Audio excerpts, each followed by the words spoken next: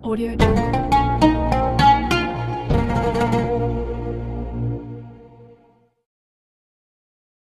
Siapa itu Rasulullah? Siapa itu Rasulullah? Tak kenal maka ta'aruf. Karena tidak semua yang dikenali itu mesti sayang. Anda kenal istri tetangga kan tidak langsung sayang. Hah? Baik. Tak kenal maka ta'aruf. Kita kenali. Jangan-jangan selama ini kita mengatakan Nabi saya Muhammad, Rasulullah Sayyidina Muhammad SAW, tapi tidak kenal siapa beliau itu. Karena tidak kenal itulah kemudian fungsi ayat ini hanya sekedar menjadi bacaan. Hikmahnya tidak dipraktekkan dalam kehidupan. Karena yang diinginkan oleh Allah itu, kenal Rasulullah itu bukan sekedar mengatakan asyhadu an la ilaha wa asyhadu anna Muhammadan. Itu bukan cuma di lisan. Karena ada dulu orang-orang Arab Badui mengatakan itu, langsung turun ayat merespon. Quran surah ke-49 di ayat ke-14. Qalatil a'rabu amanna. Datang segelintir orang Arab Badui mengatakan, kami telah beriman, bersyahadat. Tiba kemudian turun jawaban langsung dari Allah. Nabi tidak komen. Awas hati-hati, urusan iman dan kufur, awas, standarnya itu standar Allah. Nggak boleh sembarangan mengeluarkan kata-kata kufur. Hati-hati. Saya ulangi, tidak boleh sembarangan mengatakan kata-kata kufur. Karena itu kalau ada aliran-aliran yang tidak jelas, sedikit-sedikit kafirkan orang, mesti hati-hati. Karena ketika kalimat itu diungkapkan, dia akan kembali mencari pemiliknya. Dia naik ke langit mencari, tidak ditemukan, di bumi tidak ditemukan, maka dia akan kembali kepada yang menuduhkan. Adab Nabi ketika kemudian orang itu beriman, mengatakan saya beriman, Nabi diam, turun kemudian langsung berita dari Allah. Qalatil a'rabu amanna. Mereka berkata orang-orang Arab Badui, kami beriman. Kata Allah, qul, katakan Muhammad pada mereka, lam tu'minu. Kalian belum serius imannya. Walakin qulu aslamna. Tapi katakan pada mereka, kalian baru formalitas masuk Islam. Mengatakan Allah sebagai Tuhan, Muhammad SAW sebagai Rasul. Baru formal, diucapkan di lisan. Walamma yadkhulul imanu fi qulubikum. Sedangkan imannya itu, iman pada Allah, iman pada Rasulullah, itu belum masuk ke dalam hati. Sebab kalau di lisan dengan di hati itu beda. Masuk ke lisan, dikeluarkan di lisan, dengan masuk ke dalam hati, itu berbeda. Sesuatu yang sudah masuk ke dalam hati, maka akan ada pembuktian melalui bagian seluruh tubuhnya. Contoh, kalau sedang bahagia itu, bahagia, senang. Malam ini ada berita dari DKM Al-Muflisin bahwa orang-orang yang ikut tabligh akbar akan dapat makan malam gratis.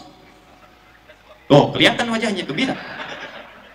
Jadi keadaan suasana hati itu gembira, nyaman, sedih, ekspresinya lewat apa? Semua yang muncul dan masuk ke hati diekspresikan dengan perilaku dalam kehidupannya. Bapak sayang pada anak, sayang itu kan sikap hati. Sifat itu menjadi sikap dibuktikan lewat apa? Kata-kata yang baik, perilaku yang baik, belayan yang dibutuhkan diberikan. Semua yang muncul dari hati pembuktiannya lewat perilaku. Awas nih, ada perempuan di belakang ya yang belum nikah.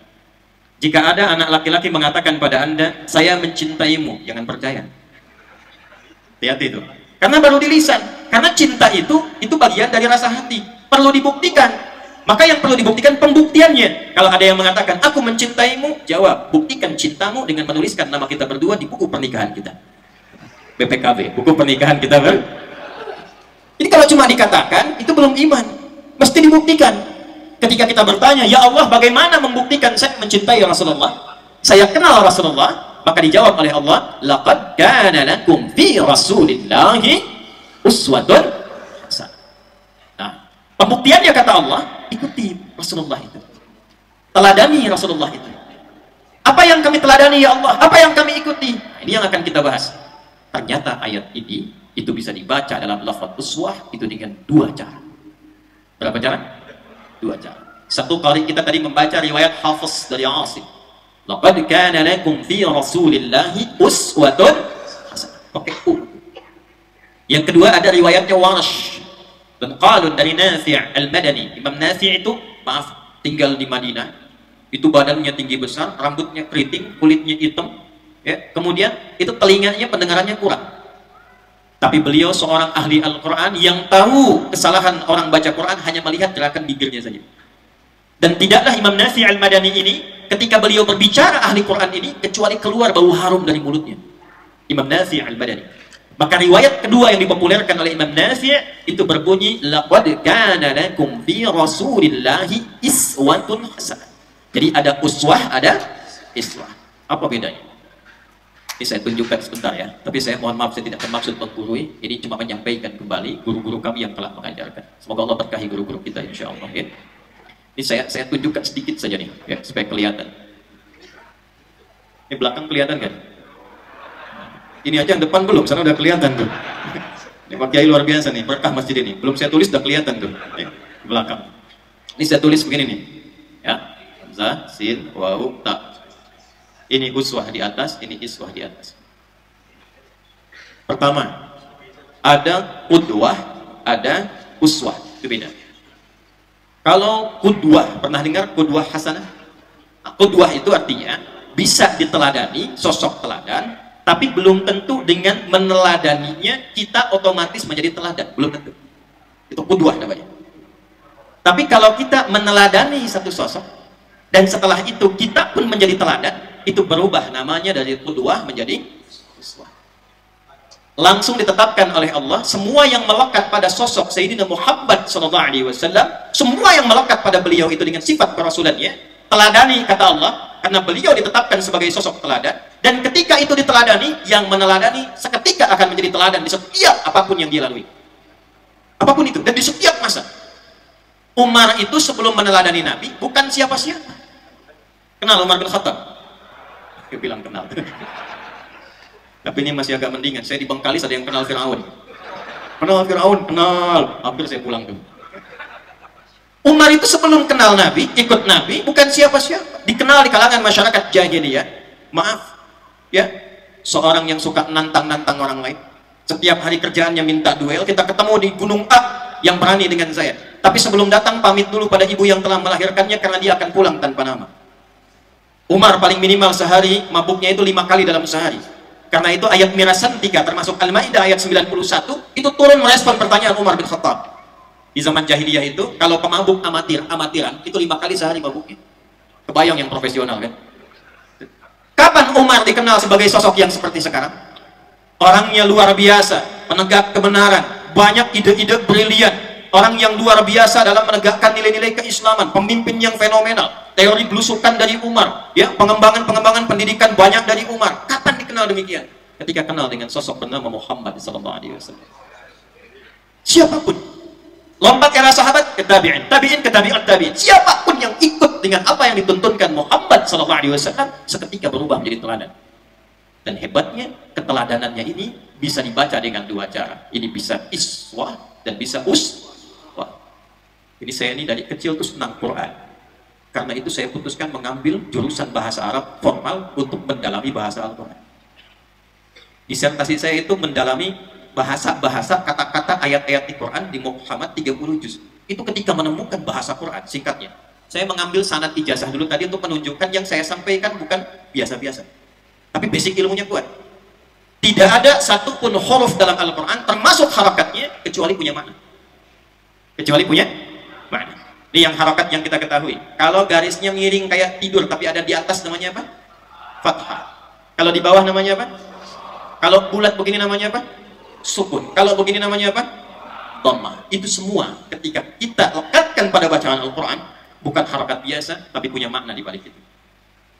Yuk kita lihat misalnya, ambil langsung kasrah dengan dhammah. Kasrah kenapa disebut dengan kasrah? Di ilmu bahasa kita akan temukan kasrah itu, kalau kita lihat posisinya di bawah disebut dengan khafad, yang rendah. Karena rendah tuh ke bawah, posisinya kecil, kasrah zujaj, kaca pecah, melahirkan pecahan-pecahan kecil. Jadi semua kata-kata jika ada harakatnya kasrah, ini menunjukkan bahwa kata-kata itu mengandung makna yang lembut, yang kecil, atau yang sederhana, yang rendah. Itulah sebabnya kalau kata ini dilekatkan pada perempuan, harakatnya i, ya i itu kenapa sering pada perempuan? Sementara laki-laki a, ya. Anta laki-laki, perempuan jazakallah khair, laki-laki, perempuan jazakillah i. Kenapa i untuk perempuan? Untuk menunjukkan sifat perempuan yang lebih lembut dibandingkan dengan laki-laki. Jadi kalau ada yang i'tikaf di masjid ini, antum mau sampai subuh i'tikaf tuh, jam 2 keluar cari udara. Begitu keluar, misalnya dekat pohon tuh ada suara, nggak usah lari, tunjuk kasroh ya. Itu yang lembut, yang kecil. Saya waktu itu diundang ke Garut, oke, oleh sahabat kami senior sepuh. Nyampe ke sana, itu dikasih buah sukun, Pak. Dihidangkan ke kami, sudah dimasak, buka-buka begini. Beliau katakan, Ustadz, ini silahkan sukunnya dimakan. Saya bilang, Pak, ini bukan sukun, ini fathah. Kalau sukun dia masih bulat di atas tuh. Jatuh ke bawah jadi kasrah. Bapak potong-potong kebuka, dimasak jadi apa, fathah. Tawa, saya kira selesai itu. Rupanya dia bawa lagi nampan dengan sukunnya ke dapur. Dia sampaikan pada istrinya, "Ma, kata Pak Ustadz, ini bukan sukun. Apa, Pak? Fathah." Jadi kalau disebutkan kasrah, ini menunjuk yang kecil-kecil, yang sederhana. Kalau disebutkan dhammah, indhamma, yang dhammu, dhamma, intimam, ya, dan alamatnya tinggi, rafa, ini menunjukkan yang tinggi-tinggi, yang terkumpul banyak. Dhammah itu yang terkumpul. Jadi Allah ingin memberikan kesan begini pada sosok Muhammad SAW. Jangankan yang tinggi-tinggi, yang banyak bisa diteladani, yang kecil-kecilnya pun jadi teladan. Yang kecil-kecilnya. Jadi semua yang melekat pada sosok Muhammad SAW, semuanya, dari namanya, dari tumbuhnya, dari lahirnya, berkembangnya, sampai semua aktivitasnya, senyumnya, jalannya, nengoknya, bicaranya, sampai dengan wafatnya, sampai dengan doanya, bahkan keluhannya, itu ditetapkan oleh Allah. Kalau diikuti, jadi teladan kita dalam kehidupan. Karena itu kita akan mulai pelan-pelan. Dari mana kita mengenal Rasulullah sehingga bisa mengikuti keteladanan yang melekat pada beliau. Kita ambil yang kecil-kecilnya dulu. Kalau level besar agak tinggi, tapi nanti saya berikan satu contoh untuk dipraktikkan malam ini, insya Allah. Yuk kita ambil yang kecil dulu, dari namanya. Siapa nama beliau? Siapa nama beliau? Yang kencang. Katanya cinta pada Rasulullah, nggak kenal namanya. Siapa namanya? Kita tanya pada Rasulullah, siapa nama baginda ya Rasulullah? Nanti kita balikkan kemudian dari nama ini berapa yang Allah kemudian abadikan dalam Al-Quran. Buka di Al-Bukhari nomor hadis 1532, 532. Kita lihat bagaimana Nabi SAW memperkenalkan nama beliau. Ana, kata beliau. Qala Rasulullah SAW, saya lebih cepat langsung lompat ke bagian tertingginya. Ana Muhammadun wa Ahmad wa ana al-mahi alladhi yamhu biyal kufra wa ana al-hashir alladhi yuhsharun nasu ala qadami wa ana al-aqib. Diperkenalkan oleh Rasulullah 5 nama yang melekat pada beliau. Ada berapa nama? Catat nih ya, mungkin ini informasi baru untuk kita. Ini langsung dari nabinya. Ana Muhammad, 1. 2 Ahmad. 3 Al-Mahi. 4 Al-Hashir. Dan kelima Al-Aqib. Ada berapa? 5. Nah, sekarang kita urutkan baik-baik dan kita lihat. Semua nama yang disebutkan Rasulullah ini, dan nanti dari 5 ini 2 yang diabadikan dalam Al-Quran, dan dari 2 nama ini terdapatlah pancaran rukun Islam. Nanti dari 5 yang 2 diabadikan dalam Al-Quran, yaitu 2 nama pertama, Muhammad, disebutkan 4 kali dalam Al-Quran. Surah ketiga Ali Imran ayat 144, surah ke-33 Al-Ahzab ayat ke-40, kemudian ditemukan di Quran surah ke-47 Muhammad dengan namanya sallallahu alaihi wasallam di ayat yang kedua, dan yang keempat Quran surah ke-48 di ayat ke-29. 4 kali disebutkan dalam Al-Quran kata Muhammad. Dan Ahmad sekali disebutkan dalam Al-Quran. Quran surah 61 As-Saff di ayat yang ke-6. 4 kali Muhammad, 1 kali Ahmad. 4 tambah 1 berapa? 5. Dan jarang orang mengkaji kenapa di ayat ini disebutkan Muhammad, di ayat itu disebutkan Ahmad. Kenapa Ahmad cuma sekali, Muhammad 4 kali. Dan nanti kita akan lihat rahasia. Tapi sebelum kita ke sana, kita akan urutkan dulu semua nama yang melekat pada Rasulullah SAW. Itu 5-5-nya semuanya nama sifat. Dan tidak ada nama zat. Apa bedanya Ustaz nama zat dengan nama sifat? Kalau nama zat itu nama yang dilekatkan pada diri untuk membedakan satu sosok dengan yang lainnya. Adi yang ini, Asep yang lain, Pak Asep yang nengok Pak Asep, Pak Adi yang nengok Pak Adi. Adi dan Asep itu nama diri yang diberikan pada sosok untuk membedakan ini Adi, ini Asep. Tapi kalau kita katakan Pak Asep yang jujur, Pak Asep yang penyabar, Pak Asep yang tawadhu, maka jujur, sabar, tawadhu itu namanya nama sifat. Jelas? Semakin ditambahkan sifat baiknya, semakin mulia nama dirinya. Dan hebatnya, nama zat bisa hilang dengan wafat zatnya, tapi nama sifat gak akan pernah hilang. Asepnya boleh meninggal, tapi kan jujurnya tidak wafat. Pernah mendengar begini, ada pengumuman telah meninggal dunia, jujur. Telah wafat, sabar. Tidak pernah kita temukan. Sifat itu akan terus abadi melampaui zamannya, sekalipun zatnya sudah tidak ada dalam kehidupan. Itulah yang melekat pertama kali yang Allah berikan pada Rasul mulia ini, dibedakan semua namanya dari nabi-nabi sebelumnya dengan nama sifat. Jika Anda bedakan dengan nabi-nabi sebelumnya sampai ke Adam alaihissalam, makanya komentar Nabi, ana al-aqib, saya penutup semua nabi dari Adam sampai ke beliau, dan punya keistimewaan semua nama yang melekat pada beliau sifat. Silakan urutkan sampai ke atas.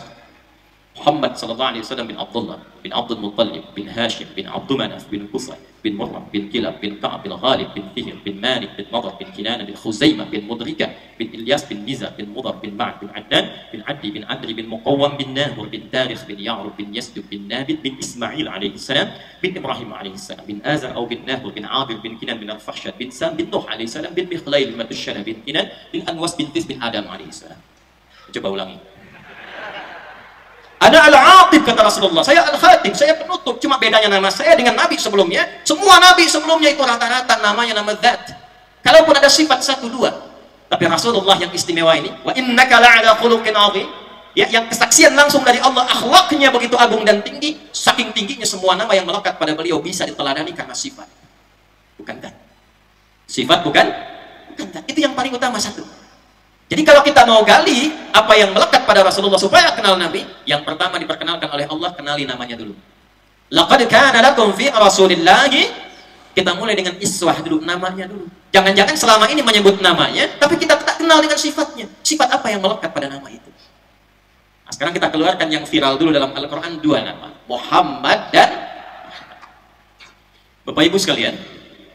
Sekali lagi saya tidak bermaksud mengajari, tapi kalau kita buka sirah yang agak tinggi-tinggi ya, kalau Nurul Yakin masih ringkasan ya, tapi kalau kita ngaji ke Ibnu Ishaq sampai dengan ke atas, kita akan temukan ternyata di era jahiliyah, di zaman Nabi dilahirkan itu, nama Muhammad tidak populer, belum pernah ada sebelumnya.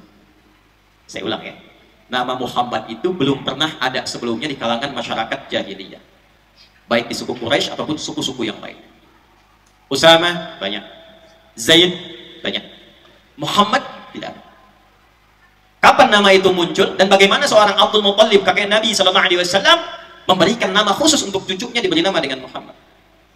Di tahun-tahun sebelum kelahiran Rasulullah sallallahu alaihi wasallam, sebelum maulidnya terjadi, Abdul Muttalib, kakeknya Nabi, kita pamitkan beliau tadi pamit pada kami.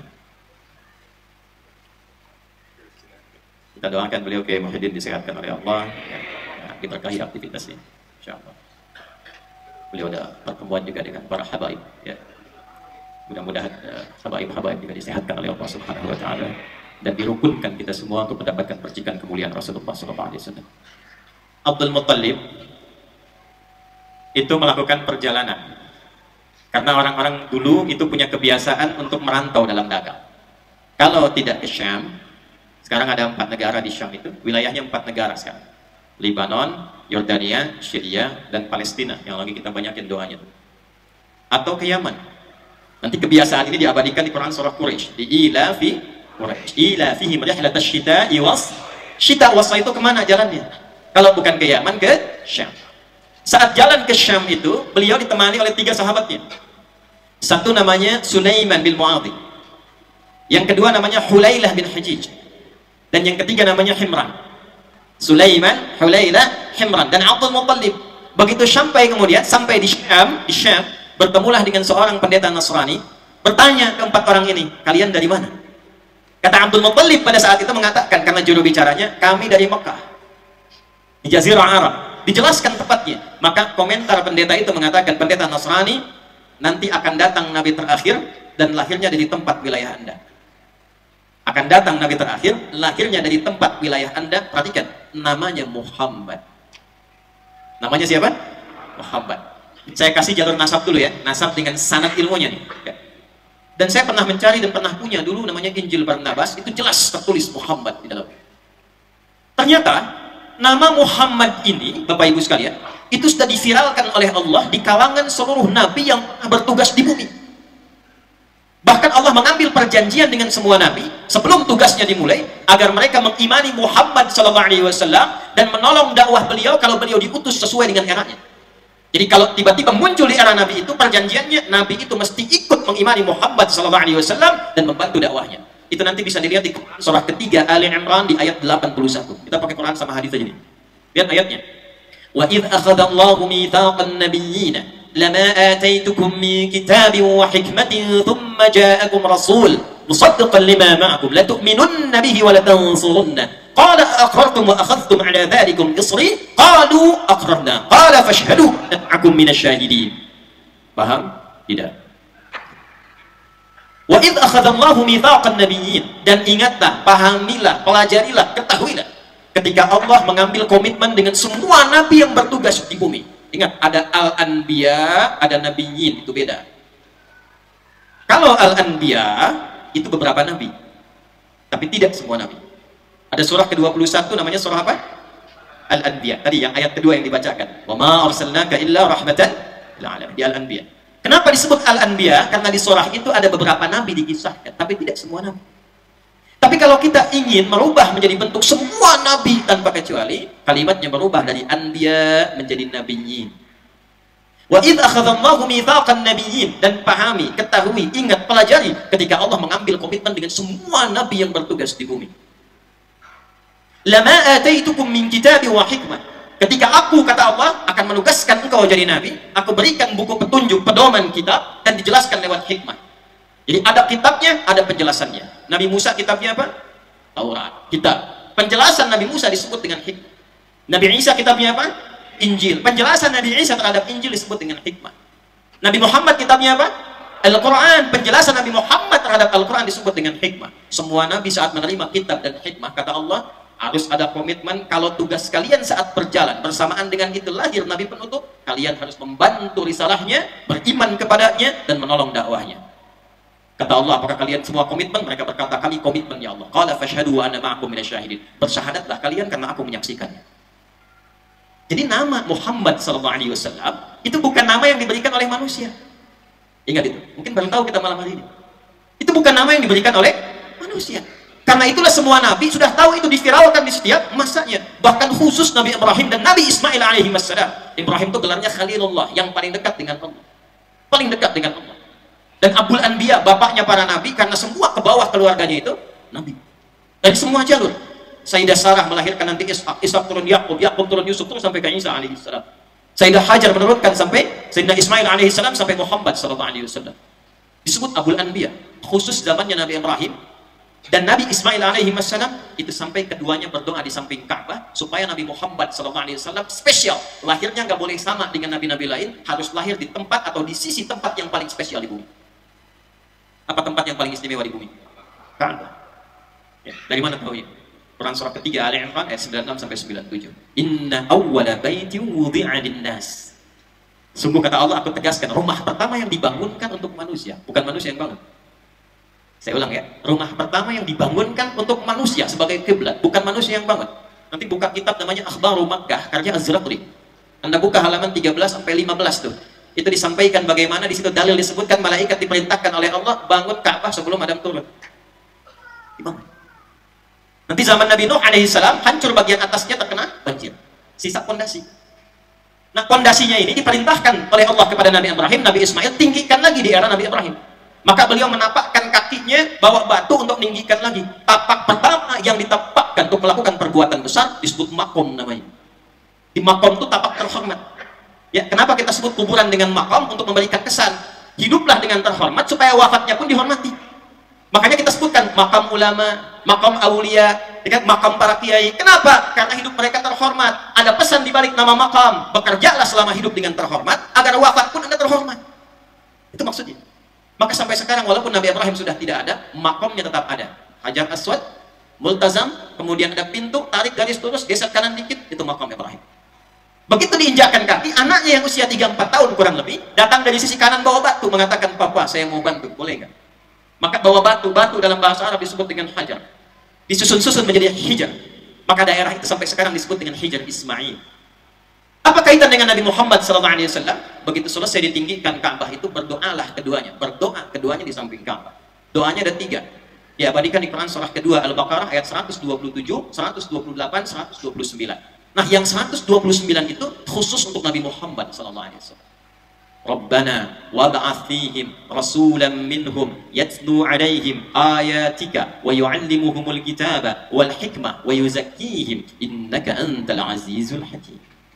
Ya Allah, mohon nanti Rasul yang diutus yang terakhir, yang mulia, yang istimewa itu, mohon lahirkanlah ya Allah di tempat yang termulia, di sisi Ka'bah ini, di kalangan penduduk yang akan hidup di sekitaran Ka'bah ini. Sekarang silahkan riset dan cek, Nabi mana yang pernah tugas di muka bumi yang lahirnya dekat Ka'bah? Gak ada, kecuali Nabi Muhammad SAW. Nanti kalau umrah, kalau haji, ini kita doakan mudah-mudahan yang belum bisa dipercepat ya. Nabung, gak cukup dengan amin, nabung. Ntar dari Zam-Zam keluar, langsung belok kanan tuh, jangan masuk masjid dulu, lurus dikit belok kanan ke arah yang bawah bukit tuh, yang ada istana. Lurus, tandanya sebelah kanan tuh ada pos security, CCTV-nya tuh satu warna putih ngadepnya ke depan. Ya, bawahnya kursi ada warna hijau. Lurus aja dulu, terus sampai ke ujung. Ya, sebelah kanan ada kipas angin, tuh saya hitung tuh ada 35 tuh, ke Jawa sampai akhir. Yang ini belum saya hitung. Sampai ujung. Begitu nyampe ujung, tarik kemudian ke kanan dikit agak serong 45 derajat, 150 meteran. Anda temukan satu rumah tuh, yang sekarang jadi perpustakaan, warna krem, itulah tempat Nabi dilahirkan. Tidak ada satupun Nabi yang lahir dekat Ka'bah kecuali Nabi Muhammad SAW. Nabi Ismail lahirnya di Palestina, wafatnya dekat situ. Tapi Nabi Muhammad lahirnya di situ. Jadi saking mulianya Nabi ini, awas hati-hati, Allah sudah memuliakan luar biasa. Namanya diviralkan, tempat lahirnya istimewa, yang mendoakan para Nabi. Sampai nanti kerisalah Nabi terakhir sebelum datangnya Nabi Muhammad SAW. 600 tahun sebelum kelahiran Nabi Muhammad SAW, namanya itu sudah semakin dikuatkan, bahkan semakin gembira. 600 tahun sebelum kelahiran Nabi Muhammad. Maka Nabi sebelum Nabi Muhammad, ya, pengantar sebelum ditutup itu namanya Isa bin Maryam, Yesus Al-Masih. Itu lahir 600 tahun sebelum Nabi Muhammad SAW.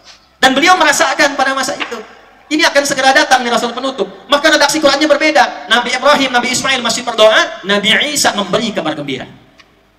Nah, kebayang nggak nih, ada orang 600 tahun belum lahir orangnya sudah gembira. Pak, aduh saya gembira nih, ayo kita syukuran. Gembira apa? Anak saya mau lahir. Kapan? Ntar kalau saya udah nikah. Udah nikah aja belum? Respon kita gimana tuh? Oh, ada-ada aja gitu ya. Tapi ini lain, Nabi Muhammad tuh beda. Belum lahir, masih 600 tahun. Nabi Isa, Nabi, Rohullah, dekat dengan Allah, dijaga oleh Allah, ibunya mulia. Ya. Dan itu menyampaikan kepada umatnya, aku berikan kabar gembira. Nabi Isa gembira. Nabi Isa gembira. Ente Nabi bukan, Rasul bukan, surga belum jelas, nggak ada pujian di Quran, nggak gembira dengan kedatangan Nabi Muhammad, dipertanyakan. Mungkin para Nabi kalau lihat lagi, lihat bingung siapa nih. Para Nabi gembira. Quran surah 61 ayat yang ke-6. Wa idh qala Isa bin Maryam, disebutkan langsung namanya Isa dan binnya. Ini saya kasih rahasia bentar ya, kita lompat dulu, tapi janji ini di antara kita aja nih. Ya.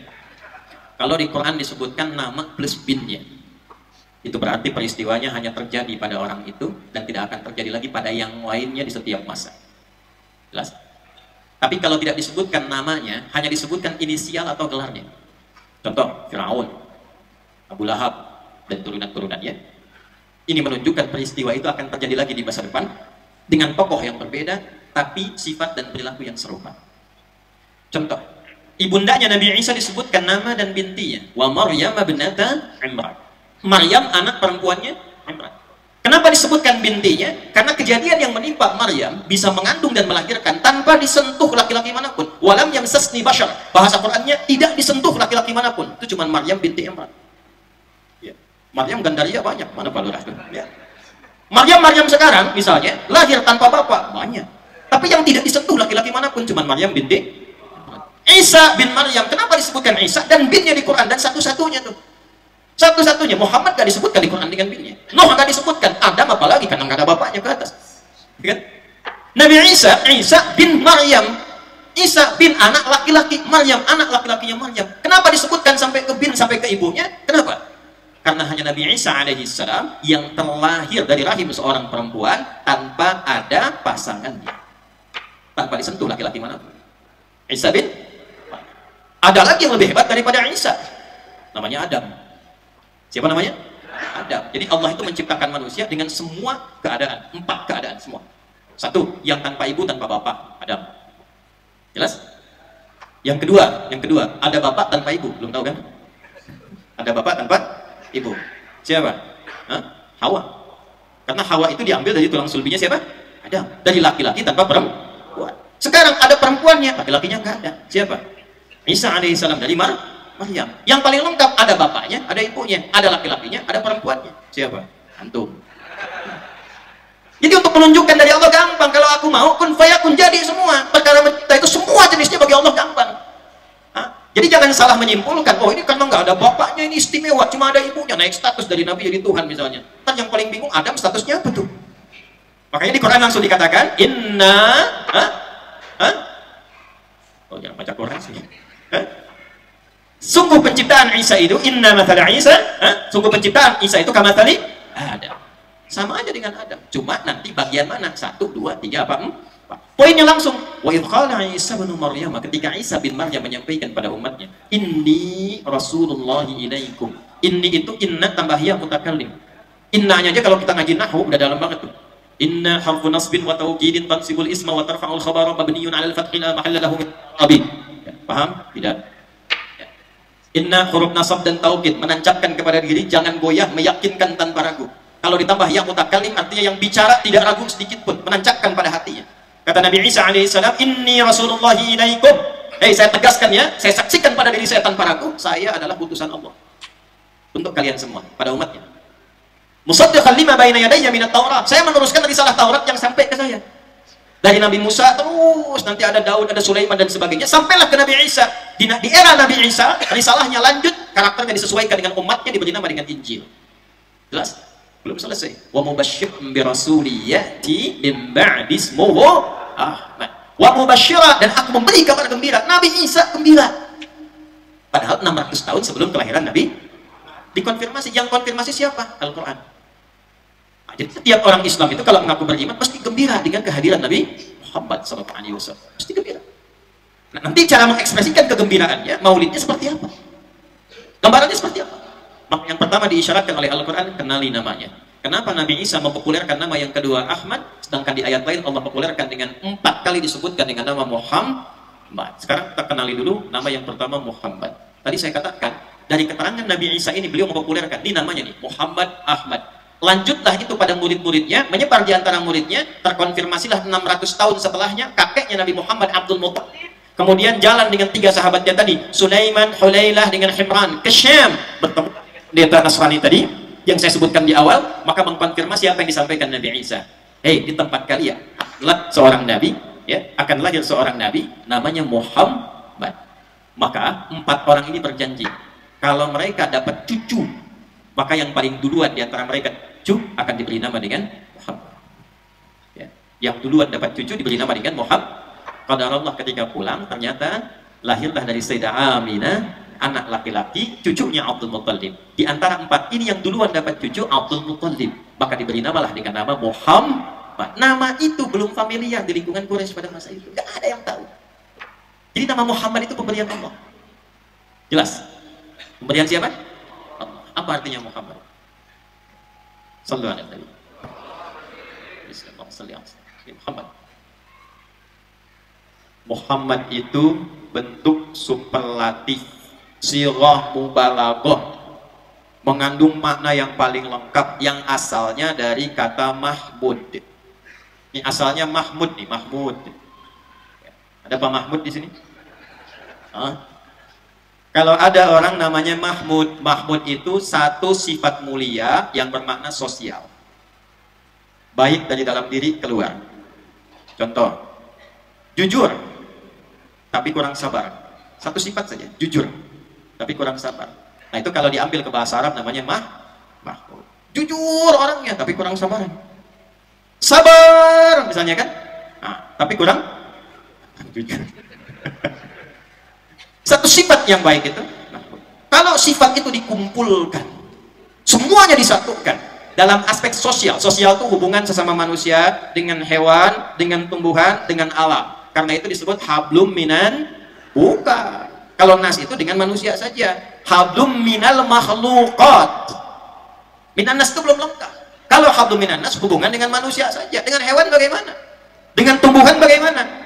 Kalau sama manusia baik, sama hewan baik, sama tumbuhan baik, dan semua sifat kebaikan itu melekat pada dirinya, maka berubah dari Mahmud menjadi Muhammad. Kenapa beliau dinamakan dengan nama Muhammad sallallahu alaihi wasallam? Untuk menunjukkan sifat kasihnya yang sangat luar biasa. Karena sifat yang diberikan oleh Allah yang melekat kepada beliau, yang dibacakan qari tadi di bagian terakhir, wa ma arsalnaka illa rahmatan lil alamin. Jangan dipopulerkan sama Maher Zain aja itu rahmatan lil alamin. Sifatnya kita praktekkan. Alamin itu siapa saja, bukan satu alam. Jadi kalau sama manusia Nabi Muhammad itu jelas sudah baiknya. Jelas, lacak semua sirah ditemukan bagaimana indah perilakunya. Sedang ruku ada yang naruh kotoran di punggungnya, apakah marah? Selesai diangkat, bersihkan, senyum, biasa lagi. Diancam, dipersekusi, mau dieksekusi, diusir, dimaafkan. Sama manusia masih biasa, tapi bagaimana dengan hewan, dengan tumbuhan? Saya ambil yang paling tinggi aja deh, dengan tumbuhan. Suasana perang nih ya, bisa. Contohnya, perang itu kan nggak ada kasih sayang ya. Makanya surat izin bertahan, izin membela diri, bukan izin menyerang ya. Jadi namanya jihad nih. Jihad itu bukan nyerang sembarangan, awas hati-hati. Ya, hati-hati. Jihad itu izin mempertahankan diri, membela diri ketika diserang. Makanya Mbah Hashim itu, ya, kayak Haji Muhammad Hashim bin Asy'ari mengeluarkan resolusi jihad untuk bela bangsa, bela negeri, bela diri, bela iman. Bukan nyerang sembarangan, hati-hati. Ini penting saya ingatkan nih. Kalau ada pengajian-pengajian tertentu, ngajak-ngajak nyerang, lukai orang, hati-hati. Justru itu yang dilarang oleh Nabi. Dan Nabi pernah ingatkan di masa-masa lalu akan terjadi potensi itu. Ya, hadis Muslim nanti, kalau ngajinya dilengkapi. Ya, saya juga ini menghimbau dan bermohon pada Allah, semoga tidak pernah terjadi lagi tuh ya, yang demikian. Saya cukup tuh waktu kajian di Lampung yang bikin shock itu. Bom di Jalan Tamrin. Tiba-tiba satu jemaah reaksi langsung angkat tangan. Ustaz, apakah bom di Jalan Tamrin termasuk jihad fisabilillah? Saya bilang, Mas, sependek pengetahuan saya, jihad fisabilillah itu jihad di jalan Allah, bukan di Jalan Tamrin. Tapi poinnya apa? Dalam konteks membela diri pun dalam suasana peperangan kan itu berkecamuk ya, luar biasa dahsyat dan nggak ada kasih sayang. Makanya ketika diizinkan membela diri dalam suasana di infansi itu turunlah surah At-Taubah, bara'atum minallah. Turun tuh izinnya dari Allah, silahkan bela diri. Tapi itu satu-satunya surah dalam Al-Quran yang nggak ada Bismillahirrahmanirrahim, nggak dibuka dengan Bismillah. Yang lain semua pakai Bismillah. Cuma nanti akan diganti di An-Naml ayat 30, wa innahu min Sulaimana wa innahu bismillahirrahman. Jadi lengkaplah 114 Bismillahirrahmanirrahim dalam Al-Quran. Cuma di At-Taubah nggak ada. Kenapa At-Taubah itu tidak dibuka dengan Bismillahirrahmanirrahim? Karena surah itu adalah surah izin untuk berjihad, membela diri dalam suasana peperangan. Sedangkan Rahman dan Rahim itu sifat sayang, sifat rahmat. Nggak ada orang perang pakai sayang. Izin nembak ya. Oh, sakit nggak di sana? Maaf ya. Tembak ya tembak aja, bom aja. Itu namanya peperangan. Tapi dahsyat-dahsyatnya perang, keluarlah kata-kata legenda seorang Muhammad SAW. Pasukan Muslim nggak boleh rusak tanaman, nggak boleh cabut sembarangan. Kalau pada manusia udah biasa, yang perempuan jangan dilukai, yang bayi-bayi dijaga, yang tidak terlibat jangan kemudian dipersekusi. Makanya ditunjukkan tuh di Palestina sekarang tuh. Cuman berita yang keluar hoax semua. Ya, bayi-bayi dibebaskan lagi, ibu dengan anaknya dirilis videonya. Cuma kan yang nampak tuh yang tidak baik. Yang seperti itu biasa. Saat kita dijajah juga pada waktu itu beritanya begitu. Saya tuh kemarin ke Belanda. Saya sampai datangi kantor VOC tuh. Sekarang udah jadi asrama di Delft. Kecil dengan Masjid Mukhlisin gedean ini. Cuman gudangnya besar. Ya, lain waktulah kita cerita itu ya. Tapi banyak hal yang tidak kita ketahui, banyak sesuatu yang bergeser. Tapi yang paling dahsyat, Muhammad SAW itu namanya mewakili sifat kasih. Baik pada manusia, pada hewan nih, ya. Maaf timbang nyembelih hewan nih. Waktu Idul Adha. Cuma dalam Islam yang ada aturan jelasnya. Menyembelih tapi tidak menzalimi hewannya. Kata Nabi sebelum disembelih tajamkan pisaunya sehingga tidak memberikan rasa sakit mendalam kepada hewannya yang mempercepat penyembelihannya. Tajamkan di Islam. Dan hati-hati najaminnya itu nggak boleh di depan hewan yang akan disembelih. Sabar ya, tajam kok cepet kok, insya Allah cepet. Nggak boleh tuh, dosa. Di mana ada aturan hubungan dengan tumbuhan bisa membuat manusia berdosa, cuma di Islam. Di mana ada aturan menzalimi hewan itu bisa celaka, cuma di Islam. Ada orang yang ngurung kucing kan, gak dikasih makan, dan ditunjukkan, diberitakan pada Rasulullah, terus sedang dihukum tuh, karena perilaku zalimnya pada kucing. Sebaliknya hanya seorang perempuan yang larut dalam dunia gelap. Tiba kemudian dia melihat seekor anjing kehausan, dia keluarkan bagian dari dirinya, ada yang menyebutkan sepatu, ada yang menyebutkan bagian dari tempat yang dia dapati. Lalu dijulurkan tuh, diberi minum ke anjing itu. Anjing itu minum dan kemudian berjalan kembali dengan segar, turun. Berita dari Allah Subhanahu wa Ta'ala memberikan pahala yang baik untuk perempuan itu. Ada riwayat menyebutkan dari pelajaran itu, dia menyimpulkan Allah memberi hidayah kepadanya, sehingga hewan yang najis, yang kotor pun bisa hidup kembali, maka dia menyimpulkan, saya pun manusia yang dianggap najis bisa tobat kembali. Karena riwayat itu yang menunjukkan bahwa tobatnya itulah yang mendapatkan nilai lebih di hadapan Allah Subhanahu wa Ta'ala. Nanti saya sebutkan di akhir, dari semua kisah ini, nama Muhammad ini bukan sekedar nama. Ditampilkan oleh Allah dalam Al-Quran untuk memberikan pesan kuat kepada semua yang mengaku umatnya. Praktekkan sifat itu. Tiru, bawa dalam kehidupan. Jadi bukan cuma sekedar mengaku, saya umatnya Nabi Muhammad. Tidak, nama Muhammad itu nama sifat. Kalau Anda, saya, kita mengaku umat beliau, artinya kita komitmen meneladani sifat yang melekat pada nama itu. Cek sampai malam ini, bagaimana hubungan kita dengan manusia. Aspek satu. Jangan-jangan datang ke masjid dengan orang tuanya masih bermasalah. Ibunya menangis karena sebab anaknya belum minta maaf sampai hari ini. Hati-hati. Buka Al-Adabul Mufrad tuh. Ya, karya Imam Al-Bukhari. Coba dilihat di bagian topik pertama tuh. Kalau nggak salah nomor hadis 13 tuh. Paling kanan sebelah bawah. Itu ada anak pengen hijrah. Udah berangkat. Temennya ngaduin. Anak muda tuh remaja. Temennya ngadu ke Nabi, ya Rasulullah. Si fulan berangkat tapi ibunya masih nangis. Bapaknya juga nangis. Dipanggil anaknya oleh Nabi. Irji'. Pulang kamu. Bikin bapak ibumu tertawa seperti engkau telah membuatnya menangis. Jadi semua aspek itu diperhatikan. Kalau mengaku umat Nabi Muhammad SAW, cek hubungan dengan makhluk, dengan orang tua dengan anak, ya, dengan tetangga, dengan kerabat, dengan karyawan di kantor. Hubungan sesama muslim, hubungan sesama manusia, muslim dengan non muslim, muslim dengan muslim. Coba cek. Saya ini agak bingung sebetulnya. Heran saya. Tapi kalau ngaji lagi, saya baru paham apa yang disampaikan Nabi. Kok sekarang bisa ada yang mengaku sama-sama umatnya Nabi Muhammad, tapi saling mencela, saling merendahkan, dan dengan bangganya mengatakan saya pengikut sunnah Nabi, saya pengikut Nabi Muhammad, saya umatnya Nabi Muhammad. Sejak kapan Nabi mengajarkan permusuhan? Sejak kapan Nabi mengajarkan celaan? Innamal mu'minuna ikhwah. Semua orang kalau sudah mengatakan beriman bersaudara. Itu diperjelas lagi di Quran surah ketiga Ali Imran di ayat ke-103. Fa asbahtum bi ni'matihi ikhwana. Kalian mesti beda dengan jahiliyah, kata Allah. Kalau sudah beriman, jahiliyah itu dulu banyak musuhan. Banyak bermusuhan, dikit-dikit musuhan, dikit-dikit perang, dikit-dikit musuhan, dikit-dikit bunuh. Satu mati di sana, sini juga mesti mati. Di Mekah demikian, ke Madinah demikian, Aus dan Khazraj. Ratusan tahun. Begitu beriman turun ayat. Wa'tasimu bihablillahi jami'an wa la wadhkuru ni'matallahi 'alaikum idh kuntum a'da'an fa'alafa baina qulubikum fa asbahtum bi ni'matihi ikhwan. Dulu sebelum kalian beriman, kalian banyak musuhan, mencela, menghina, merendahkan, menyakiti, persekusi sampai eksekusi. Itu belum beriman. Ketika kalian mengaku beriman, kata Allah, dipersaudarakanlah dengan iman itu. Fa asbahtum bi ni'matihi ikhwan. Dan ikhwan itu diambil dari kata ukhuwah, dari kata yang berarti satu hubungan seperti nasab, seperti saudara sebapak. Memang kita itu saudara sebapak. Bapak kita yang tertinggi namanya Nabi Adam. Makanya di Quran disebutkan 7 kali Bani Adam, supaya 7 hari dalam sepekan itu kita merasa bersaudara tuh sesama anak Adam. Jadi kalau Anda mau mencela teman Anda, rasakan itu saudara Anda, apalagi beriman. Maaf Pak, maaf nih, Bapak punya saudara tuh, saudara sekandung. Ya, saudara sekandung. Saudara sekandung. Dihina oleh orang, dibela nggak? Dibela. Kalau dia sakit dibantu nggak? Dibantu. Kalau dia susah dibantu nggak? Dibantu. Kenapa? Saudara. Sepanjang sudah beriman, ini Allah yang sampaikan, hei umatnya Muhammad, hei yang katanya Nabi Anda Muhammad, kalau sudah beriman Anda bersaudara. Dan menjadi tidak etis kalau sesama saudara itu saling merendahkan, saling mengganggu, saling mengecilkan, saling menuduh, bikin hoax. Nggak ada ceritanya. Makanya hubungan kita antar saudara itu selalu dibuka di Quran dengan iman. Dengan iman. Ini lisan nih, mulut nih. Apa fungsinya mulut? Bicara itu yang biasa, tapi kalau sudah beriman, itu lisannya dibuka dengan iman dulu. Coba ngajinya kita tamatin nih, kita hatamin tuh. Buka Quran surah 49 Al-Hujurat ayat 11 tuh. Ya ayyuhalladzina amanu, imannya dulu. Hei semua orang yang telah merasakan beriman. Kita perdalam dengan nahu nih. Ya harfun nida, linida'il qarib wal mutawassit wal ba'id. Huruf panggilan memanggil yang dekat, yang menengah dan jauh. Disebutkan 361 kali dalam Al-Quran. Ayyuha disebutkan 150 kali dalam Al-Quran. Ayyunya munada, fungsinya menguatkan sebuah hukum. Haknya tanbih mengingatkan hukum.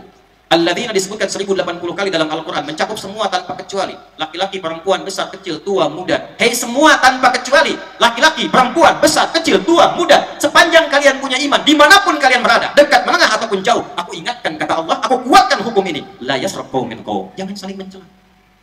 Kalau sudah merasa beriman, lisannya gunakan pada yang baik-baik. Turunlah petunjuk dari seorang Nabi Muhammad SAW. Gimana menggunakannya ya Rasulullah? Man kana yu'minu billahi wal yawmil akhir falyaqul khairan aw liyas. Yang merasa beriman pada Allah dan hari akhir dan yakin akan dihisab, katakan mulutnya yang baik-baik kalau tak mampu dia. Coba cek sekarang. Ada nggak tuh sifat itu dipraktikkan dalam kehidupan? Timbang persoalan, kunut aja satu dengan yang lainnya sampai nggak ke masjid. Padahal yang salah bukan kunutnya, yang salah kurang ilmunya. Ini pernah kenapa saya sampaikan di sini, insya Allah enggak ya. Gak beda? Insya Allah enggak di sini. Saya baru datang dari Timur Tengah tuh. Saya punya kebiasaan, saya ajak tuh kerabat saya, kita jalan-jalan. Saya mau safari, pengen lihat masjid-masjid sekitaran. Subuh tiba-tiba saya masuk tuh ke satu komplek. Saya bingung kenapa kok warga kompleknya pada keluar pindah masjid lain. Saya tanya, Bang, ini kenapa pada keluar? Kita belum tahu juga, kita sholat deh. Begitu sholat selesai, saya pikir nggak ada yang aneh di sini. Begitu kita cross check lagi, kenapa Pak keluar tadi? Bid'ah. Bid'ah yang mana ya? Kenapa Pak? Kunut nih. Oh, la ilaha illallah, musibah. Musibah. Ya. Hanya persoalan furu'iyah yang ilmunya sudah jelas. Dari dulu udah diturunkan, dalilnya jelas. Yang kunut ini dalilnya, yang nggak kunut ini dalilnya. Kalau pilih kunut begini caranya, kalau tak kunut ini caranya. Nyambung ke nabinya begini nih, ini runtutannya. Yang kunut dalilnya dari mana? Buka Sunan Abu Dawud, buka kemudian At-Tirmidzi, nyambung kemudian ke Al-Hasan. Ada hadis Ibnu Umar, ada hadis Ibnu Abbas radhiyallahu taala anhuma. Kemudian bacaannya diajarkan Nabi, yang menyaksikan cucunya Nabi Hasan bin Ali radhiyallahu taala anhuma. Allamani Rasulullah sallallahu alaihi wasallam. Nabi SAW telah mengajarkan kepadaku kalimatin, beberapa kalimat doa yang aku bacakan khususnya dalam witir. Nanti dipakai sebagian dalam subuh. Ada yang praktekkan di maghrib, hadis Al-Bukhari-nya dipraktekkan nanti kemudian di Maliki, yang memilih versi sebelum ruku, bacaannya menggunakan sir. Imam Syafi'i menggunakan bacaannya dengan jahar, digunakannya kemudian ba'da ruku. Apa bacaannya? Allahumma hdini fi man hadait, wa afini fi man afait, wa tawallani fi man tawallait, wa barik li fi ma atait, wa qini syarra ma qadait, fa innaka taqdi wa la yuqda alayk, fa innahu la yadhillu man walait, wa la yu'izzu man adait, tabarakta rabbana wa ta'alait. Kalau berjamaah, Allahumma hdina fi man hadait, wa afina fi man afait, wa tawallana fi man tawallait, dan seterusnya sampai akhir. Kalau tidak pilih itu, ngambil jalur yang kedua. Ketika diturunkan itu, riwayatnya Imam Ahmad, ya, rahimahullah taala, hafal sejuta hadis, muridnya Imam Syafi'i. Kata Imam Ahmad, turunnya itu riwayat pada asalnya Nabi berdoa selama sebulan penuh. Di situ memohon kepada Allah untuk menghukum Bani Zakwan, beberapa yang lain, karena menipu, minta disampaikan guru dari Nabi, dikirim 70 orang, ternyata nyampe di Urmaunah, dieksekusi semuanya. Maka Nabi memohon kepada Allah, ya Allah, hukum si fulan, sebulan dilakukan. Utamanya dalam salat subuh dan maghrib. Maka turunlah Ali Imran ayat 128. Laisa laka minal amri syai'un aw yatuba 'alaihim aw yu'adzibahum fa innahum zalimun. Muhammad, engkau tidak punya hak untuk menghukum orang atau memberi hidayah pada orang. Engkau hanya mengingatkan saja. Makanya nanti turun ayat fadzakir innama anta mudzakir lasta 'alaihim bimusaitir. Maka dari situ Nabi berhenti. Tapi mengajarkan kemudian beberapa kalimat kepada cucunya Al-Hasan. Riwayat satu Nabi pernah membacakan, riwayat kedua Nabi tidak melakukan. Imam Ahmad mengambil tidak melakukan, tapi menyimpulkan kunut itu dilakukan kalau ada peristiwa penting saja. Karena sebelumnya Nabi nggak kunut, datang peristiwa itu Nabi kunut. Setelah itu ada riwayat melakukan, ada riwayat tidak melakukan lagi. Kesimpulan Imam Syafi'i, Imam Malik tetap mengamalkan sepanjang ada dalil. Kesimpulan Imam Ahmad, diamalkannya saat ada kejadian besar yang butuh doa dan support besar. Seperti kejadian di Palestina sekarang. Dalilnya dua-duanya ada, cuman pilihan saja. Dari dulu nggak ada Imam Ahmad mengatakan Imam Syafi'i bid'ah nih. Dan saya belum pernah dengar sepanjang riwayat Imam Ahmad ngaji ke Imam Syafi'i. Imam Syafi'i kan gurunya, ikut ke Imam Ahmad. Belum pernah saya dengar Imam Ahmad jamaah Imam Syafi'i. Imam Syafi'i jadi imam, begitu kunut Allahumma hdina fi man hadait, kata Imam Ahmad bid'ah. Nggak ada. Jangan potong videonya nih. Sebaliknya Imam Abu Hanifah memilih nggak kunut sama sekali. Makanya di mata Abu Hanifah nggak ada kunut. Kenapa? Ngambil riwayat asal, Nabi nggak kunut, selesai. Cuma pilihan aja. Ya, Imam Syafi'i datang ke tempat Imam Abu Hanifah. Imam Abu Hanifah sudah meninggal karena wafat tahun 150 Hijrah. 150 Hijrah Abu Hanifah wafat, Imam Syafi'i baru lahir. Ketika tumbuh dewasa berkembang jadi mufti, mendatangi tempatnya, maka muncul dua muridnya. Dua murid Abu Hanifah masih hidup, namanya Imam Abu Yusuf dan Imam Muhammad. Datang ke situ, bawa murid. Tiba Imam Abu Yusuf dan Imam Muhammad meminta Imam Syafi'i jadi imam pas subuh untuk menghormati tamu dan ulama besar. Silahkan katanya jadi imam. Muridnya langsung komen, menang kita nih katanya. Kebiasaan tuh, guru biasa-biasa, murid pengal. Yang paling kenceng kan biasanya muridnya tuh. Gurunya mungkin biasa-biasa aja. Ya.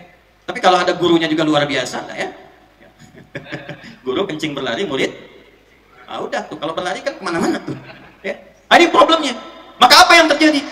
Kata muridnya kita menang. Ternyata Imam Asy-Syafi'i tidak baca kunut pada masa itu. Begitu selesai, murid langsung tanya, interupsi itu. Guru, kenapa tadi nggak baca kunut? Apa kata Imam Syafi'i? Saya menghormati pendapatnya Imam Abu Hanifah yang memilih untuk tidak kunut dan dipraktikkan di sini. Disitulah jadi fiqih. Kita di sini ngajinya apa? Misalnya Syafi'i kunutan tuh. Tiba kemudian kita datang ke satu tempat yang tidak kunut di situ, imamnya nggak kunut, maka kita pun ikut tidak kunut. Dan jangan sudut sawi. Karena hadisnya jelas, innama ju'ilal imamu liyutamma bihi fa qira'atul imam qira'atul ma'mum. Imam dijadikan untuk diikuti. Maka semua yang dikerjakan imam, makmum tinggal ikut, pahala ikut. Sebaliknya, antum nggak kunut, datang ke satu masjid, imamnya kunut, ikut kunut. Dan fatwa ulama begitu. Itu yang di mazhab Hambali sekarang di Saudi. Syekh bin Baz rahimahullah sudah meninggal, Syekh Utsaimin sudah meninggal. Fatwanya sama. Kalau imamnya kunut, makmum walaupun dia nggak ikutnya, bukan paham bukan kunut, tetap mengaminkan di belakangnya, ikut imam. Imam, Allahumma hdina fi man hadait, makmum amin. Wa'afina fi man afait, makmum. Dan ustaz pun jangan bawa mazhab sendiri. Ikuti mazhab yang berkembang di daerahnya. Saya ngajar di Malaysia. Malaysia mazhabnya Syafi'i. Saya imamin pakai mazhab Syafi'i. Tapi saya di Tripoli, diangkat jadi amin khutbah, sana Maliki mazhabnya, saya praktikkan Maliki. Antum punya pemahaman, datang ke satu tempat, di wilayah itu pemahamannya sudah Syafi'i, antum datang bawa Hambali ikut. Dan gak ada hubungan dengan ormas. Ormas itu bersaudara, saling menyatukan, saling memudahkan, untuk membawa nafas keislaman yang baik. Allahumma hdini fi man hadait, NU. Nah ini yang repotnya. Kalau kunut NU nggak kunut, Muhammadiyah. Zaman Nabi belum ada tuh. Dan dua-duanya ormas bagus, gak ada masalah. Kita doakan untuk saling bekerja sama dan memakmurkan bangsa, itu yang paling penting. Nah itu ngajinya yang harus diperdalam, supaya apa? Pancaran sifat Muhammad kita praktekkan. Ini baru sesama muslim. Itu masih penting kunut tuh, nunggu rakaat terakhir. Ada yang baru mulai rakaat sudah ribut, gara-gara bismillah tuh. Baru dibuka udah ribut tuh. Umat sekarang wajah-wajahnya tuh. Padahal hadisnya jelas. Kurang lebih ada yang hitung 70 hadis, dibagi 4 bagian. Ada yang jahar, Bismillahirrahmanirrahim. Ada yang silent. Maaf ya, kalau silent ya, itu nggak usah ditempelin ke mic. Bismillahirrahmanirrahim. Alhamdulillahirabbil. Itu sama saja dengan jahar, Joni. Sir itu Anda yang dengar, kalau diperdengarkan ke orang, jahar namanya. Yang ketiga nggak dibaca sama sekali, langsung Alhamdulillahirabbil. 4 baca rakaat pertama dengan jahar, riwayat Abu Hurairah. Dan yang keduanya tidak dibaca sama sekali. Bismillahirrahmanirrahim. Rakaat pertama. Rakaat kedua nggak dibaca, langsung hamdalah. Alhamdulillahirabbil alamin. Dan keempat-empatnya jalur ke nabinya ada dan dijelaskan. Ini kapan Nabi baca jahar, kapan sir, kapan nggak dibaca. Riwayatnya, penyebabnya ini, asalnya di sini, tempat jelas. Tinggal dipilih. Keempat-empatnya disebut manhaj. At-thariqul wadih. Semua sumbernya nyambung ke Nabi dengan jelas. Tapi saat kita praktekkan kan mesti pilih salah satu. Nggak mungkin 4-4-nya dibaca. Imam besar Masjid Al-Mukhlisin mengimami sholat subuh dengan 4 versi utama, 70 hadis. Sehingga masjidnya disebut sunnah banget. Bismillahirrahmanirrahim. Bismillahirrahmanirrahim. Tidak dibaca sama sekali. Mesti pilih salah satu. Ketika dipilih salah satu, disingkat ma dhahaba ilaihi al-Malik. Apa yang cenderung diambil oleh Imam Malik? Ma dhahaba ilaihi Syafi'i. Imam Syafi'i cenderung ngambil yang mana? Ma dhahaba ilaihi Ahmad. Imam Ahmad cenderung yang mana? Kepanjangan ma dhahaba ilaihi singkat madhab. Madhab. Jadi madhab itu bukan kelompok, bukan pilihan sendiri, bukan otak-atik sendiri, nggak ada. Jangan bikin kaidah yang aneh-aneh. Apa kaidah aneh itu? Pilih mana? Pilih Nabi, pilih madhab. Ente kalau nggak belajar lewat madhab, nggak akan mungkin sampai infonya ke Nabi. Karena semua yang sampai ke kita sekarang itu mengerucut ke jalur madhab. Karena 4 ini kemudian yang mendokumentasikan pelajaran informasi dari Nabi ke sahabat. Sahabat banyaknya mengingat, jarang sekali yang mencatat, karena ingatannya itu luar biasa tajam. Tajam. Semakin menyebar, semakin kurang ingatan. Tuh. Sahabat dulu banyaknya mengingat dibandingkan mencatat. Dan hebatnya mereka, hafalannya di dalam kepala. Orang sekarang hafalannya di luar kepala. Saya udah hafal di luar kepala, Ustaz. Nah, itu belum hafal, masih di luar kepalanya. Karena itu orang Arab mengatakan kalau sudah hafal, hafidtu an dhahri qalbi. Saya hafal dalam kepala saya sampai ke hati saya. Menyebar, kemampuan menghafal berkurang, maka dicatat. Yang banyak menghafal dan mencatat itu kurang lebih 4 yang paling fenomenal.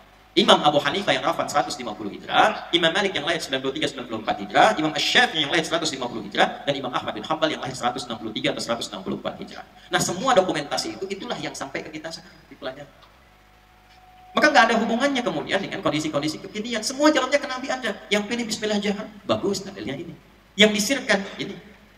Ya, saya 2010 tuh jadi petugas di Mekah. Menyambut jemaah haji Indonesia pertama kali. Dan waktunya sholat Isya tuh. Itu pertama jemaah datang, pas imamnya saya sudah, masih ingat betul saya suasana begini. Sudah siap takbir Allahu Akbar. Bismillah. Alhamdulillahirabbil alamin. Itu komentar jemaah Indonesia pertama di samping saya terdengar jelas. Alhamdulillah saya belum takbir tuh. Iki imamnya Muhammadiyah ya. Wah, saya komen langsung Muhammadiyah coba Masjidil Haram. Nah, jadi ini sudah saatnya kita belajar dengan baik, mempraktekkan percikan nama. Jauh dari perselisihan. Ya, sudah bukan eranya lagi membid'ahkan, menyalahkan apa semua. Yang ada itu pelajari pakai ilmunya. Lalu ilmu yang baik itu praktekkan untuk membangun bangsa. Ini amanah dari Allah Indonesia itu. Harus dijaga. Ulama kita banyak jaga itu dari dulu, karena ini anugerah, undang-undang kita mengakui. Coba lihat di pembukaan undang-undang ini. Atas berkat rahmat Allah yang maha kuasa. Dan dengan didorongkan oleh keinginan, jadi ini anugerah dari Allah. Proklamasi hari Jumat bulan Ramadan. Jumat bulan Ramadan anugerah Allah. Jaga. Jangan sampai terpecah belah. Rukunkan, nyatukan. Karena Nabi itu menyatukan, bukan memecah. Ini yang kita harapkan Nabi. Jangan sampai maulid, habis itu berantem lagi. Bawa nama ini, praktekkan dalam akhlak, pancarkan dalam kehidupan kita. Ini kita sampai jam berapa ini? Masih terus? Sampai subuh? Siap. Antum subuh, saya 9:30 pulang ya. Ambil 15 menit lagi lah ya. Itu baru sesama muslim. Maksud saya kasih contoh dulu. Orang Islam dengan orang Islam kasih contoh dulu. Supaya dakwahnya bisa dilihat oleh orang yang belum beriman. Bagaimana orang baru beriman bisa senang dengan Islam kalau sesama muslimnya aja masih saling mencela, saling menjatuhkan? Perbaiki dulu hubungannya. Setelah itu baru Nabi sampaikan sesama manusia. Hubungan akidah masing-masing. Ya ayyuhalladzina amanu. Hubungan sosial bukan lintas keyakinan. Ya ayyuhan nas. Bab 1. Ya ayyuhan nas kulu mimma fil ardi halalan thayyiban. Lewat makanan. Bukan bab ibadah, ritual. Bab makanan penutup nih. Bab makanan. Ketika dibuka bab makanan, indahnya apa? Pakai nas lintas keyakinan. Kalau sudah baik sesama muslim, mulai keluar supaya dirasakan nikmat Islam oleh non muslim. Dikasih contoh oleh Nabi. Prakteknya apa? Kalau engkau masak makanan, kata Nabi, baunya tercium ke tetanggamu, maka bagilah makanan itu walaupun Anda hafal banyak kuahnya. Cuman karena bacanya terjemah, Anda masak itu opor ayam, ayamnya Anda makan, kuahnya bagi tetangga. Tetangga protes, tanya, "Apa cuman kuahnya, Pak?" Anda jawab, hadis Nabi. Anda pelakunya, Nabi tersangkanya, tuh repot. Ya? Maksudnya apa? Nabi sudah visioner tuh jauh-jauh hari. Kalaupun masak kuah karena bumbu-bumbu yang khusus, kirim tetangga supaya nggak salah tafsir. Anda masak pakai bumbu rendang, tapi yang dibikin dari singkong. Singkong bumbu rendang. Kirimkan isinya supaya nggak salah tafsir. Jelas? Baik. Tapi pertanyaannya begini, apakah Nabi mengatakan kalau tetangga Anda itu muslim saja? Tetangga di samping-samping, apakah semuanya muslim? Belum tentu.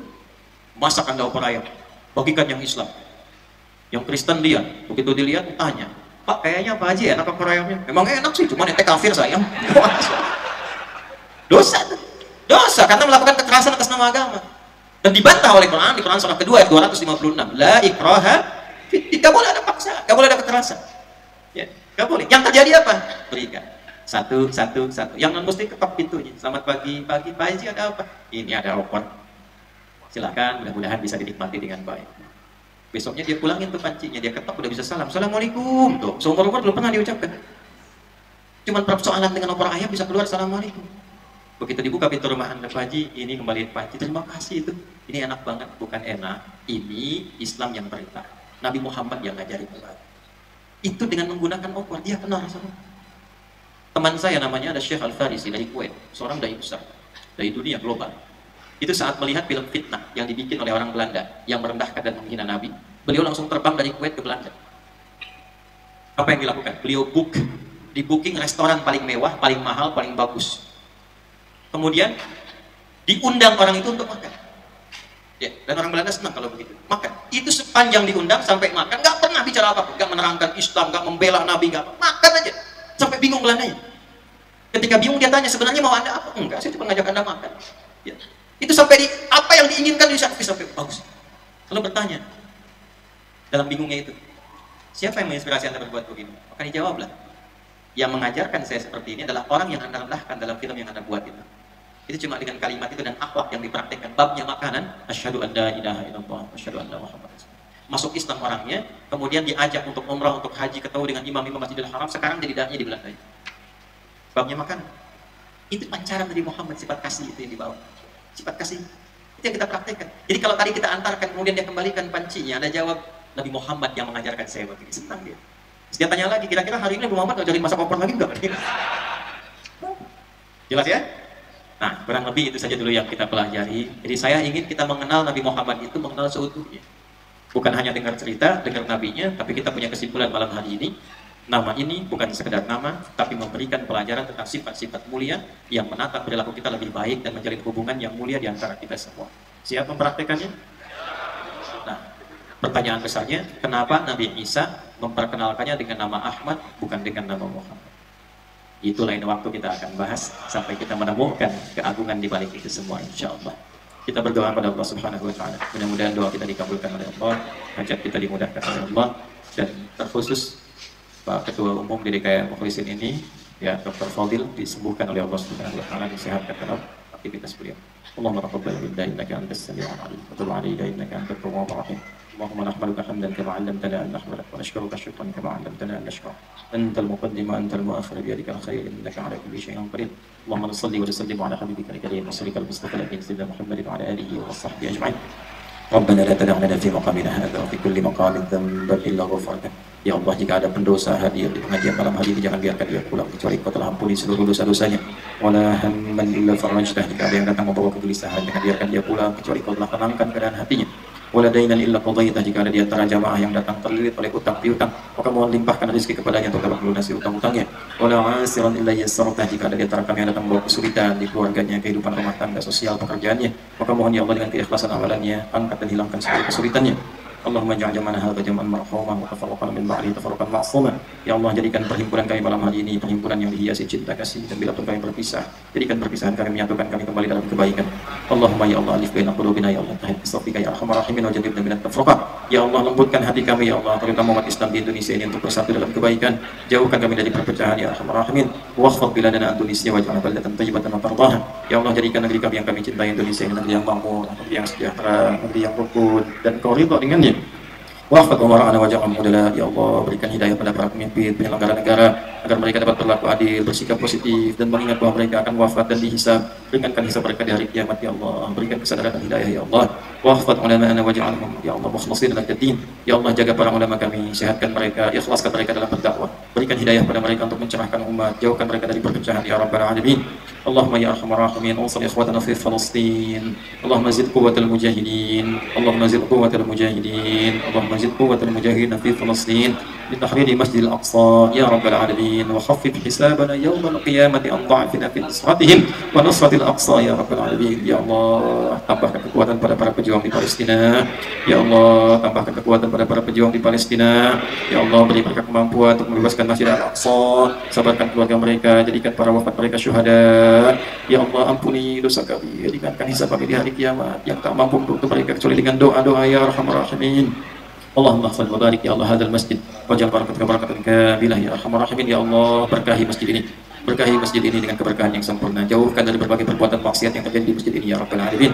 Allahumma barik ya Allah kullu mu'tamirih ya arhamar rahimin. Ya Allah, berkahi orang-orang yang memakmurkan masjid ini, dari DKM-nya, pendirinya, inisiatornya, sampai dengan jamaah ya rabbal alamin. Rabbana atina fid dunya hasanah wa fil akhirati hasanah wa qina adzabannar. Wa sallallahu ala sayyidina Muhammad wa ala alihi wa sahbihi ajma'in. Wa akhiru da'wana subhanakallahumma rabbana wa bihamdika nashhadu an la ilaha illa anta nastaghfiruka wa natubu ilaik. Walhamdulillahi rabbil alamin.